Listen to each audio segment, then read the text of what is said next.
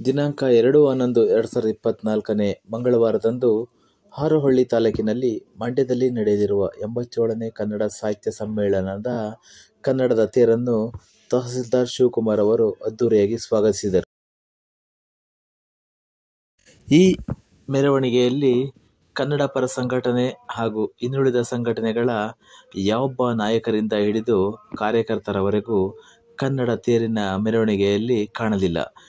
ಇವರುಗಳು ಕೇವಲ ಪೇಪರ್ ಹಾಗೂ ಡಿಜಿಟಲ್ ಮಾಧ್ಯಮಗಳಲ್ಲಿ ಕನ್ನಡ ಬಗ್ಗೆ ಶುಭಾಶಯ ಕೋರಿದರೆ ಸಾಲದು, ಮಳೆ ಚಳಿ ಬಿಸಿಲೆನ್ನದೆ ಕನ್ನಡದ ಬಗ್ಗೆ ದನಿ ಎತ್ತಿದಾಗ ಮಾತ್ರ ಹಾಗೂ ತೇರಿಗೆ ಗೌರವ ಕೊಟ್ಟಾಗ ಮಾತ್ರ ಕನ್ನಡದ ಬಗ್ಗೆ ಅಭಿಮಾನವಿದೆ ಎಂದರ್ಥ.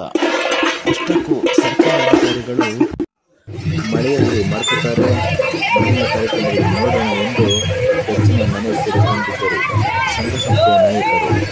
ಈ ಕಾರ್ಯಕ್ರಮದಲ್ಲಿ ತಾಲೂಕು ಆಡಳಿತದ ಎಲ್ಲ ಸಿಬ್ಬಂದಿಗಳು ಹಾಗೂ ಪಟ್ಟಣ ಪಂಚಾಯಿತಿಯ ಎಲ್ಲ ಸಿಬ್ಬಂದಿಗಳು ಹಾಗೂ ಅಂಗನವಾಡಿಯ ಕೆಲ ಸಿಬ್ಬಂದಿಗಳು ಮತ್ತು ಶಾಲಾ ಮಕ್ಕಳುಗಳು ಈ ಕನ್ನಡ ತೇರಿನ ಮೆರವಣಿಗೆಯಲ್ಲಿ ಭಾಗಿಯಾಗಿದ್ದರು.